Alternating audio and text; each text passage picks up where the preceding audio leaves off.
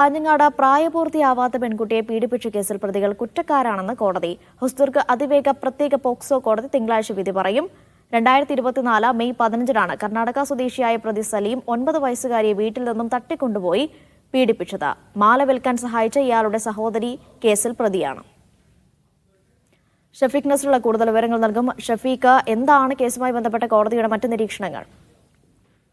2024 May 15-നാണ് Karnataka സ്വദേശിയായ പ്രതി സലീം 9 വയസ്സുകാരിയായ പെൺകുട്ടിയെ വീട്ടിൽ ഉറങ്ങിക്കിടക്കുന്ന സമയത്ത് തട്ടിക്കൊണ്ടുപോയി വയലിൽ വെച്ച് പീഡിപ്പിച്ചത്. വയലിൽ വെച്ച് പീഡിപ്പിക്കുകയും ആഭരണങ്ങൾ കവരുകയും ചെയ്തിരുന്നു. ഈ ആഭരണം വിൽക്കാൻ സഹായിച്ച പ്രതിയുടെ സഹോദരിയും കുറ്റക്കാരിയാണ്. ഇങ്ങനെ ഈ കേസിൽ 1-2 പ്രതികൾ കുറ്റക്കാരിയാണ് എന്നാണ് കോടതി കണ്ടെത്തിയത്. ഹൊസ്ദുർഗ് പോക്സോ അതിവേഗ കോടതിയാണ് ശിക്ഷ ഈ കുറ്റക്കാരാണെന്ന് കണ്ടെത്തിയത്. തിങ്കളാഴ്ച ശിക്ഷ വിധിക്കും.